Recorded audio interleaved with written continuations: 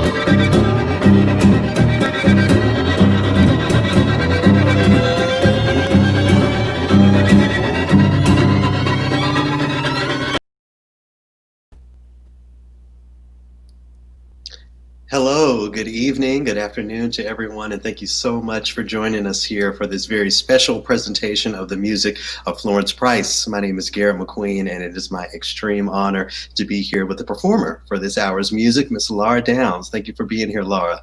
Thank you for being with me. Thank you, everyone. You know, I love that video. I'm ready to donate. Sign me up, whatever they need. Oh, absolutely, absolutely. There's so many different levels at which you can donate. There's the $5 level, $25, $50, and $100 donations that you can make at the Boulanger Initiative's website, boulangerinitiative.org. I'll also mention that that donation link will be available for throughout the end of the month. So if you're watching this archived, you can also take advantage of your opportunity there. You know, Lara, as I watched that opening video, something I thought of was that it's so easy for so many of us to take for granted the name Florence Price, this woman that we're familiar with. But, you know, as we saw, not only are folks not so familiar with her legacy, but women in music and in classical music, period. I mean, surely that had to have played a big role in your dedication to really showing folks the music of Florence Price. I have been in love with this woman for years, and you know, my discovery of her was because of that question, because I had studied music since I was 4 years old. I didn't know any female composers except for Clara Schumann, and I knew that couldn't be right. So I started looking for them, and as soon as I did, you know, Florence Price was one of the first names and, you know, sounds that I found, and it's been such a journey, and I'm just so thrilled to be here and to share all of this music, which is so recently discovered, so little known, so beautiful.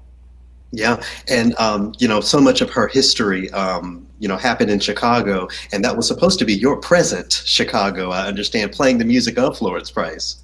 Yes, I think it's actually this week. I would have been at Ravinia in Chicago playing her concerto with the Chicago Symphony, which was something that I was looking forward to for so many reasons, but mostly because her career really did take root in Chicago, and she made history by being the first Black female composer ever to be performed by a major symphony orchestra in 1933, which was the CSO. This would have been the first performance of the concerto with that orchestra. So it really, you know, was going to be a homecoming and a celebration, and it's postponed as everything else. But yeah, it was really a high point of my summer. So, being here with you is taking its place. Yeah. And we celebrate Florence Price, for her big orchestral compositions, those concertos, those symphonies. But her solo piano music just has a very unique spirit of its own. I mean, maybe you can speak with that, having so much experience with it. Can we hear some first? How about we do hear that? Some first. I think the first performance we have on for today is "Down a Southern Lane" by Florence Price. Are there any words for you to sort of contextualize this piece of music for folks listening? I think it's the word evocative comes to mind, as it does for all of her music. And I think if you just kind of take this little journey and let your mind travel, you hear a lot of the different influences that she's always pulling from. Even in this little tiny piece, I think it's about 2 minutes long, but has a story to it. Let's take a listen. Yeah.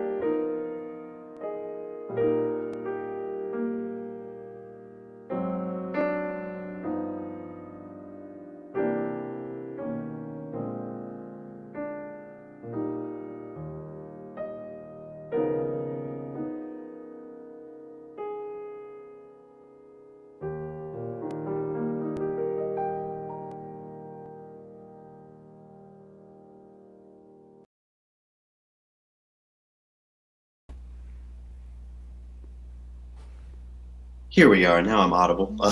What I was saying was, the way that piece of music ends, it just reminds me of my childhood growing up down south.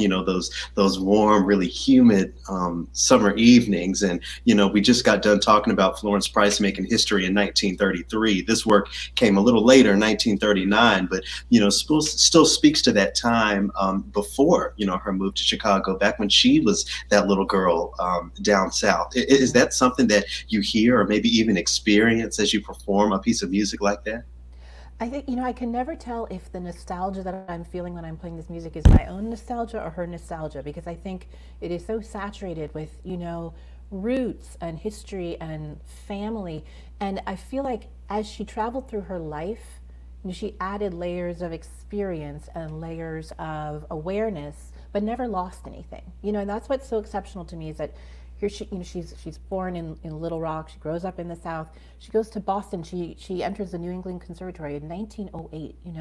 And wants this serious big career, which she gets, and then onward to Chicago. But you're still hearing everything in the music. You're still hearing the church and the countryside and all of these sounds of her childhood. Yeah, something that we were talking about before the event was how for Miss Price, it wasn't just about that struggle. As difficult as it was to be a Black person back in the early 20th century, much less a Black woman, she still managed to, paint this picture of comfort and ease and just a laid back feeling that I really thought you put forward really well in that performance of Down a Southern Lane. how significant is that to Florence Price's story? The fact that it wasn't all about being oppressed and downtrodden, but the beauty of being a Black woman and a Black artist in those days. Look, she had a choice. She could have absolutely erased all of that, right?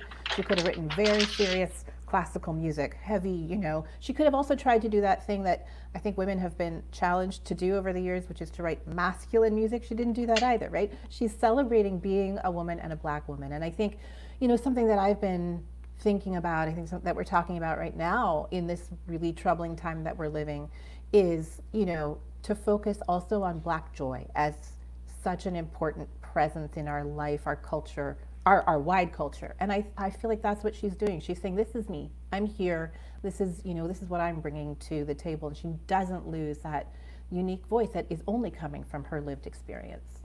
One of my favorite things about Florence Price is learning about the very early parts of her development as a pianist and how her mother played an important role in that, you know, from mother to daughter and now from, you know, mother to many other daughters. Is there a sense of a maternal feeling that you feel in this piece or maybe in many of her other works? Oh, very, very much. You know, I've everything that we're hearing tonight, I've just recently recorded. I've been through about a year of learning and recording the music. And one of my favorite little pieces of hers, which I just released on Friday, is called Child Asleep. And she wrote it for her daughter for a 15th birthday present. But there is, you know, again, like that maternal thing, that's something that she's also not erasing. That's something that she's embracing. And I feel it. It's this warmth. There's a warmth that runs through all of the music. Absolutely, and you know, if I also may add, a special warmth that you can only get on those down south, on those southern lanes. You know, the humidity that just lives in that part of the country and also lives in much of her music. Such a beautiful aesthetic that you do such a great job of putting forward. Thank you, and you're not biased about that.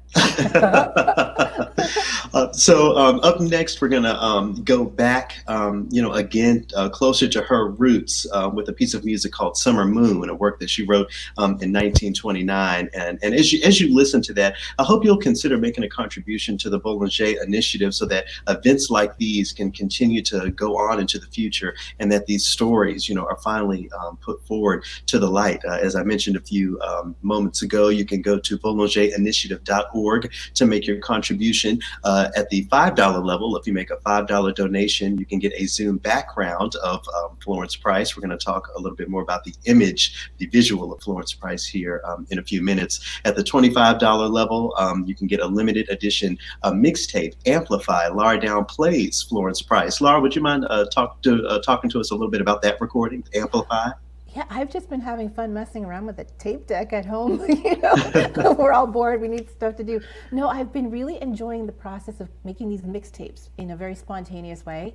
You know, they're just single takes, and you might hear the dogs snoring or a car passing by, but it's really just sort of a, you know, look inside my window at what's happening in my house during quarantine, and with some of the music that is most special to me. So I think that everyone will enjoy it. It's something I'd never done before, and I love it. So, and limited edition, I should also say. You have to get them now. And that's at the tape deck breaks. Right, exactly. And that's at the $25 level. With a $50 donation, you'll get I'm assuming a slightly more produced, no dog snoring, and your CD Holes in the Sky. Tell us a little bit about that recording. Yes. So this is the first recording that I ever made that focuses completely and only on music written and performed by women. This was a Sony Masterworks release, what is it, a year ago? Time flies, but yes, extremely highly produced by one of the great producers of our time, and there are wonderful collaborators on this album: Judy Collins, Rhiannon Giddens, Simona Dinnerstein, Rachel Barton Pine. It was really a beautiful journey into the world of women. I want to say one thing about, you know, the importance of music by women. I was speaking at a huge convention of piano teachers in Chicago last year, and I was presenting music by Florence Price. And I said to this, you know, room of thousands of teachers, I said, raise your hand if you have any students who are girls, right? So of course every hand goes up, and I said, great. So teach them music by women. Let them see themselves, you know, and I think that what Boulanger Initiative is doing is so important, not just for us, for the listeners, for the artists, but for the future, for all those little girls who are, you know, learning piano and will understand that this is part of their culture, of their music, and that landscape will change.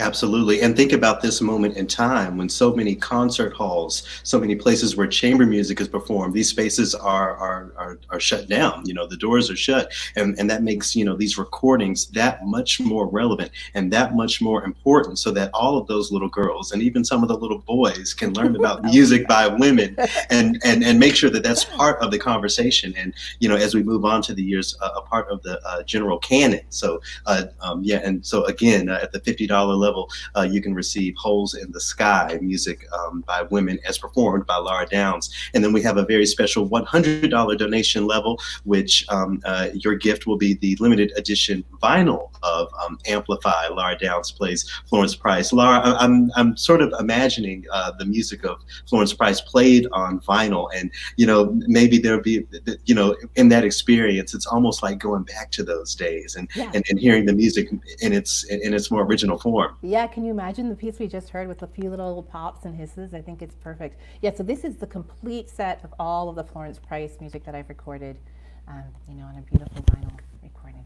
Well, how about we listen to some more of that music? So this is a piece of music that the late great Florence Price wrote back in 1929. It's called On a Quiet Lake.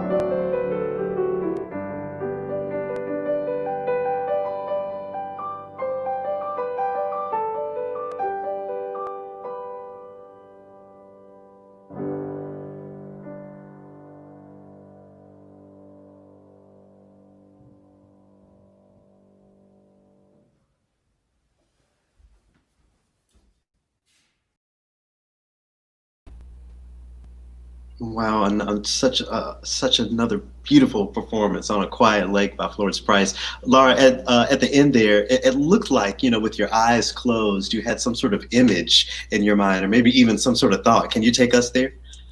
I think that I hate to keep using the word evocative. There's got to be another word, but this music really does transport you. And there's something about that piece in particular, and maybe also playing it during this time when, we're not going anywhere. We're not free to roam, and so I think musically I'm roaming more than ever in my mind. And yeah, I definitely have this picture of this, tranquil, reflective lake on a beautiful summer day. Yeah, and we really appreciate you taking us there. The more I become familiar with the music of Florence Price, thanks to your recordings, I almost get upset about the fact that it's taken this long for us to really celebrate her legacy so long after she passed away. Would you mind talking about how her music was discovered and maybe even when? Because that's also a really important part of the conversation. Absolutely, and it's a fascinating conversation, and it's an important story. So years ago, I mean, I want to say almost 20 years ago, maybe 15 years ago, as I said, I was on this quest to kind of understand more and discover more about American music and the diversity of it, the breadth of it, because there were just those few obvious figures that I knew, and I really wanted to understand more. So I was looking for music by women. I was looking for music by composers of color. I found both of those things in Florence Price, and the fantasy #1 that I'll play later was the first piece of hers that I came across, and it was in an anthology called Music by Black American Composers, I think, and I just sort of went into this world of her music just with that piece. I started playing it a lot and just eliciting this incredible response from audiences everywhere I went, because it's such a powerful voice, and it seems impossible that it had been overlooked or actually lost. And as it turns out, so much of her music was truly lost, physically lost. In 2009, there was a young couple renovating a house, abandoned house outside Chicago, and they found these boxes of ruined manuscripts, and did enough digging to find that the name on the manuscripts belonged to a person they could find. And they brought these boxes down to the University of Arkansas. But then the boxes kind of sat there for a while, and there's this huge body of work, because she really wrote a lot. And so I think that sometimes I feel like these stories, the first woman to do such and such, the first person of color, sometimes the story becomes more important than the work. And I think for the longest time, the story of Florence Price, knowing that there was a Florence Price, maybe was enough, to check that box in some of the history books. But to bring the music, to know the music, to share the music, it's just been an incredible joy. And I hope that it just translates itself into the repertoire and leads to more discoveries. Absolutely. And I don't know if you mentioned, but this discovery was only in 2009, right? Yeah, very, very recent. And then it's, I should say, the way that the music came to me, just 2 years ago, I was down in Texas doing a residency, and my host was Michael Cooper at Southwestern University, and we were talking about Florence Price at dinner. And I said, there's got to be piano music in those boxes. And I went back home, and a few days later, Michael emailed me and he said, I've got a little sabbatical time. I'm going down there to find out. And he did. He went down and started digging in the boxes and started obsessively editing this music, which is now, he's edited the whole catalog of Florence Price's music for Schirmer. So this music is all available from G. Schirmer. And I will tell you that at least 3 times a week, I get a message via my website or social media from someone who's heard these recordings and says, where can I get the music? You can get the music, learn the music, play the music. And one of the, very real life challenges is that, very few of us, none of us, I'll go as far as to say, play the piano as beautifully as you do. So experiencing this music, for folks like me, is only really possible through these recordings. And yet so much of this music has yet to be recorded. Do you feel a particular responsibility to create these recordings when you're putting all of this music together? Is there a sense of, duty connected to recording this music by Florence Price. Yeah, I mean, it's a priority, and it's such a privilege too. And I think that the beautiful thing about the way that we experience music now is that in the streaming space, in the digital space, that you're no longer dealing with the challenge of trying to like place this music in front of people who are looking for it. It can go out, and some of this music ends up on playlists of beautiful, relaxing piano music for your, Right. afternoon nap, Yeah. whatever it is. No, but I love that part of it. I love that this music is finding many different ears and many different interests. And I think that it's so important to build this body of work into, as I said, into the repertoire, and to find Florence Price listed alongside, you name it, the other composers who are in the introductory. Right. Yeah. Right. I want to talk a little bit about the piece of music in particular that we just heard you play, On a Quiet Lake. So, when we talk about a quiet lake, a still lake, images of reflection, often come to mind, and not just emotional reflection, but physical reflection. I want to shout out Chelsea Hill for actually providing the illustration of Ms. Florence Price that everyone sees here. On that subject of reflection, that physical reflection, why is that such an important part of her story? I mean, the music is certainly beautiful on its own, but the fact that Florence Price wrote all of this music in the early 20th century as a Black woman, that just adds to the significance of all of this music, in my opinion. I wonder if you hold the same opinion. Oh, absolutely. I mean, I think that there's so much more I wish I could know about her as a person, because if you can imagine not just the determination in the obvious sense of overcoming, barriers that were so present and so rigid, but the determination to live a big life and create big work, and the vision to do that, and sort of the necessity to do that. Not only was she a Black woman at that time, she also, had obstacles in her personal life. She went through a difficult divorce. She raised children by herself, and she kept writing. And actually, as Michael was going through all these manuscripts, he would find dozens of things that she was writing during a year when, she was struggling to pay rent, and she was having to teach a lot of lessons. And it's just this voice that needed to be heard. And I think the other thing that comes to mind when you talk about reflection is the seeing of oneself. That's why I'm saying it's so important for young girls, young women to see themselves reflected in the music of which they're aware. Certainly, as a person of color, I think that putting this music out into the world and giving that reflection to music lovers and musicians is another really important thing. But yes, there are layers and layers and layers of this. Absolutely, yeah. Shining a light on her her wonderful life, as you do so well at the piano. I suppose I should say that you're going to be shining a bit of moonlight on her legacy next. This is a piece of music that Florence Price wrote back in 1938 called "Summer Moon."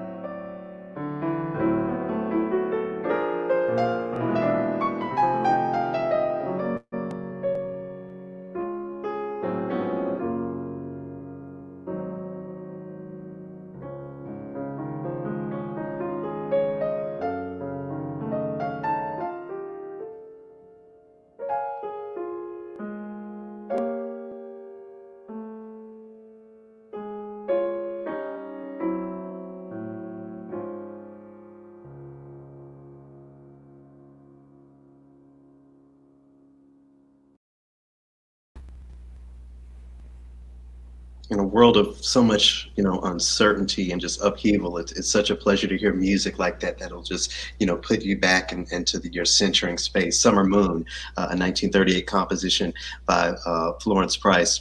Before we move on, I would like to give a special thanks to Emily McMahon. So everything you see here, there's a lot of button pushing involved, a lot of things that can go wrong, but thanks to Emily, they're going right. So a huge shout out and thank you to Emily McMahon.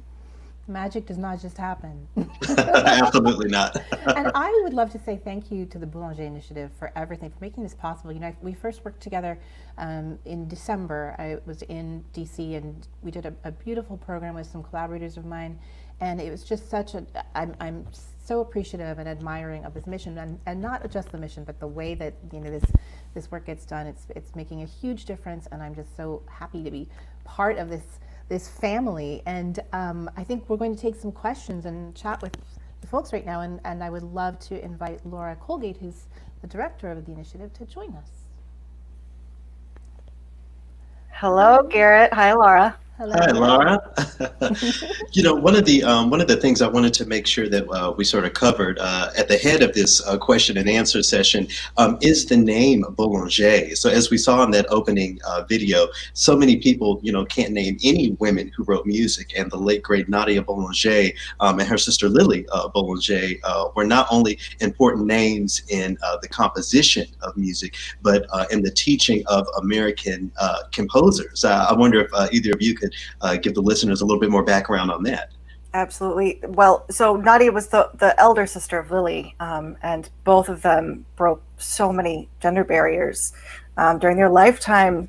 And, the mission of Boulanger Initiative being, focused on the overlying issues that we have to really overcome to do this work. It's so many different things: educating, commissioning, and really advocating on all these different levels. And the work that Lily and Nadia did was so huge and vast. Lily was the first woman to win the Prix de Rome in 1913. And she was so young when she did that, and she only lived to the age of 24. And then, of course, Nadia went on to teach any name that you can think of, even still living today, and had so much influence on the music that we hear now. A whole generation, 2 generations of American composers. Yeah, and as you mentioned, some of which who are still alive, including Quincy Jones. So, we have, this woman whose name so few people still know, so many people still don't know her name. He has such a huge role in what is American music, and not just classical. So I thought it was really important that we, not take for granted, who this initiative is named after, and make sure we shine a bit of light on that. I don't know if we have questions coming on. Oh, I see the questions now. Okay, I didn't click that button. So did either one of you want to choose one of the questions, or I can, or actually, I don't think I see the questions, unfortunately. I'm seeing a comment that the Okay. CD of Price's music is sold out, which is technically correct. However, all of the music is streaming on any streaming service, and this vinyl is a really special compilation of all the music in a physical form, as well Sure. as the mixtape. Well, I guess while we're waiting for questions, there is a comment here from the Boulanger Initiative that kind of touches on something I wanted to talk about. So, Lara, we haven't talked about jazz at all yet. And, it would be really hard for anyone, much less a Black woman, to live in the early 20th century and not have at least one ear on this new Black art form that was starting to really brew and get attention. When you play pieces like Summer Moon that are infused with so many of those jazz sounds, do you find yourself using different muscles, different finger muscles, different brain muscles? I think that if I had been meant to live during a different time, it would have been definitely the jazz age. And I think I kind of infuse a little bit of that into everything I play. But definitely, I love the places where she's connecting with jazz, and it feels very much, like a home place for me. And it's just this very subtle interweaving of influences. Like you never come to a place and think, oh, now she's doing jazz. It's just part of the language, and it's so fluid and flexible. Yeah. Yeah, and those connections weren't only made with the music, but with other artists. I understand that last piece we heard you play also, had connections and associations with Billie Holiday, among other very important women in music. Right. No, there's so many fascinating things. The other person who was so connected and close to Florence Price was Margaret Bonds, her friend and protege, another great composer. And through her, there was this connection with Langston Hughes and the Harlem Renaissance. It was really such a time of flowering. And another Nadia Boulanger student as well, Margaret Barnes. Right, that's right. Yeah. Oh, I actually didn't know that. Oh, wow. Oh, that's incredible. Yeah, a whole community of musicians, a community of women who, again, help give birth to so many things. And we want you to be a part of the community of supporters of the Boulanger Initiative. So I'll just mention again, at the $5 level, you can get a Zoom background of Florence Price to use for all of those Zoom meetings that everyone is in these days in this COVID era. At the $25 donation, there's a limited edition mixtape of music by Florence Price as performed by Lara Downes, Amplify. At the $50 donation, you'll get Lara Downes' CD Holes in the Sky. And at the $100 donation, you can receive a limited edition vinyl, Amplify music of Florence Price, played by Lara Downes. I should mention that a portion of all proceeds go to the ACLU, and that the donation page and all of the levels will be up throughout the end of the month. So if you're watching this archived, you can continue to make your contribution there. Lara Colgate, I want to ask you, so when it comes to the Boulanger Initiative, I'm sure in the process of teaching people so many things, you've learned so many things in the process as well. Yeah, every day, absolutely every single day, I learn about another woman composer I had never heard of before. And I think the really amazing thing about this initiative is that we have so many people involved now. Just this summer, we have 11 interns. And they come to me on a regular basis just saying, oh my gosh, did you know about this composer, and sending me stuff and really getting, really excited about it. And just the enthusiasm that creates, and the community and the spirit is just essential to making this work happen. Yeah, and community being more important now than ever. We have a few questions over here. I'm going to present a question by John. Lara, he's asking you to talk a little bit more about the piano concerto that you were supposed to be performing in Chicago. He's asking, would you be willing to talk a bit about your impressions of this work? Yeah, I first played the piece in Boston with the Boston Pops just about a year ago. And it was such a beautiful evening. It was a concert that was curated by my friend Rhiannon Giddens, and we did a whole program of music all by Black composers, but really spanning different genres. And to play the concerto in Boston, she had history in Boston too, with her education, and she had there are actually some letters in the archives of the BSO where she's reaching out and asking if there are opportunities to collaborate, which never happened during her lifetime. So just to bring the music to that sacred room, it was so exciting. It's a beautiful piece. It's called a concerto in one movement, although it's really in 3 sections. And as we were saying earlier, it really travels such a wide emotional range. It opens with this very serious, sort of romantic, big virtuoso concerto opening, and then the middle movement is this really bluesy, lovely interlude, and then the last movement is this very exuberant dance. And that's, again, it's this celebration of being who she is. It has a lot of rhythmic qualities that are coming from a vernacular place. It's a really exciting piece. So I would have played it in Chicago, and also I was going to play the piece with the youth orchestra in St. Louis as part of a broadcast with the NPR show From the Top, which is another postponement. But I hope to have many opportunities to play it. I would love to record it. It's a great piece. It's on the shorter side, about 15 minutes, and just kind of really takes you on this great journey. Yeah, there's a really great question here from Molly. So, when I think about the piano music of Bach, I think about, very clean playing. When I think about maybe Rachmaninoff, I think about, the show-off sort of aspects of it. Molly is asking, what are the technical elements you enjoy most about playing Miss Price's music? So I think that she wrote in a very considerate way for the piano, a very thoughtful way for the piano. She was a pianist, and then she was working closely with Margaret Bonds, who was a very fine pianist on a lot of the piano music. She also wrote some of these smaller pieces as teaching pieces, and she was a piano teacher. So I think that there's this very comfortable place in the music, and I really appreciate what she does to bring these big romantic gestures into an unexpected place, which we'll hear in the final piece tonight in the fantasy. Surprisingly so. You know, she has this way of taking these kind of romantic or post-romantic, you know, very, very pianistic, sort of expected things, you know, big arpeggios and, you know, runs and things. And then all of a sudden, you know, we're back in this very intimate space that has elements of often of spirituals. You know, that's a huge source of material for her, spirituals, jazz. So I think it's just, the language feels right to me. That's the feeling that I remember having when I first put my fingers on the fantasy, when I found it all those years ago. It just felt right.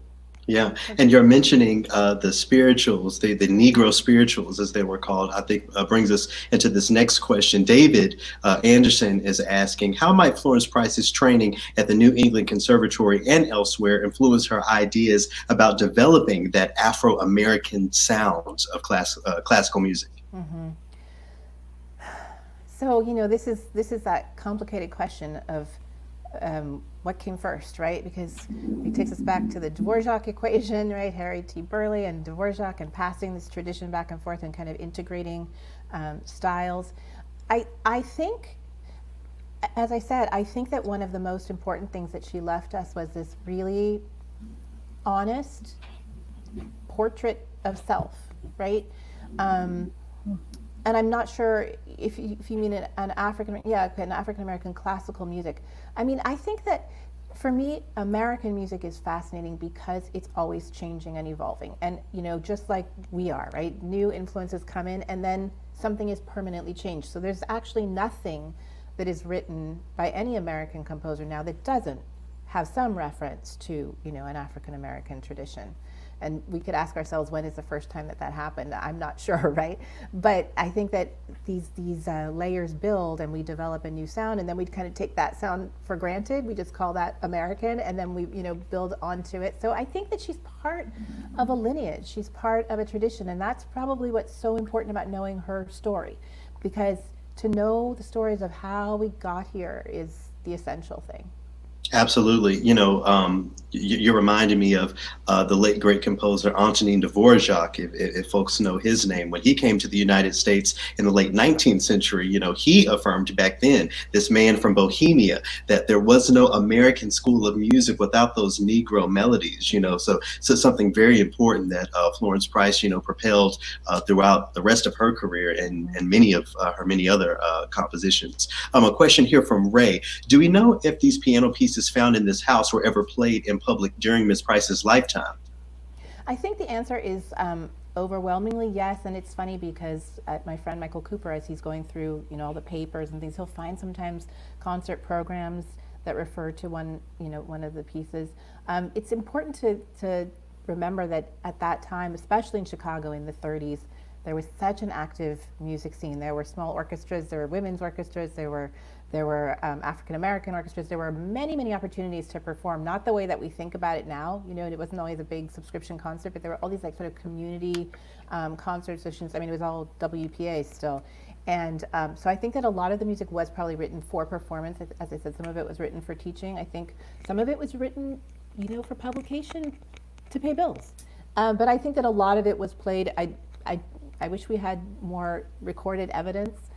But it's really cool to see these old concert programs and, you know, this fuzzy typing and reimagined, you know. And Lara, thanks to you, now we have all of these amazing recordings. Yeah, and recordings that, again, can be yours with your contribution at the $5, $25, $50, or $100 level. So be sure to visit boulangerinitiative.org to make your contribution. So we have one more performance to hear from you tonight, Lara, a fantasy written by Florence Price.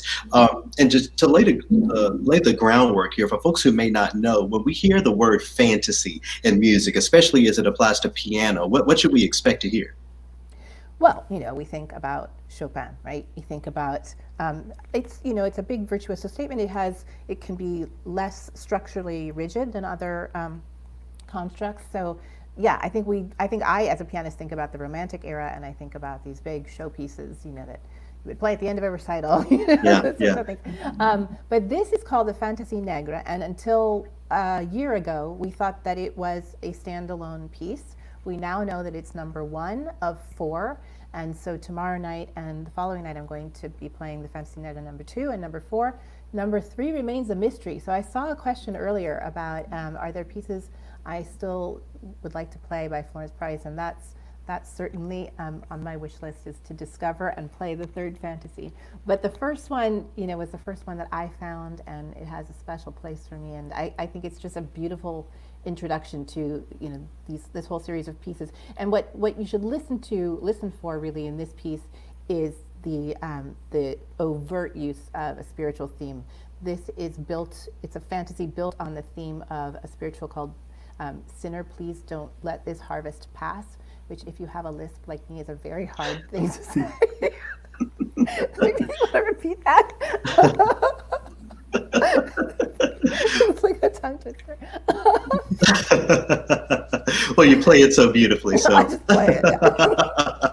But before we listen to you, Lara, perform that fantasy, I'd like to, Lara, offer you any final words for the Lara Colgate. Any final words for the folks listening this evening? There's too many Laras in this room, right? Well, I just want to remind everybody that we have 2 more episodes. One tomorrow night at 7 p.m. Eastern Time with Helga Davis, and then the following night, Thursday night, 7 p.m. Eastern Time with James Bennett. And both of those should be really exciting. So we hope everybody can join us again for those. Absolutely. I'm so glad that we're able to present the music this way. I'm so grateful to you, Garrett, for being here. And just to have these conversations around the music, I think really brings it to life in such a beautiful way. So yes, I hope everybody will come back tomorrow night and the following night and just immerse yourself in the wonderful world of Florence Price. Absolutely. It's been my absolute pleasure to be here. If I can offer any final words to everyone listening and watching, Florence Price has so much music out there. Try and see how much of it you can find. Discover something that you have not heard before or learned about. Once you have explored Florence Price, go into Margaret Bonds and many of the other women that were mentioned tonight. Even Nadia Boulanger has a huge catalog that's worth discovering. We would all like to thank you so much for being here. Again, it's been my pleasure, and we'd like to conclude this evening with Lara Downes' performance of the Fantaisie Negre by the late, great Florence Price. Thanks so much. Thank you.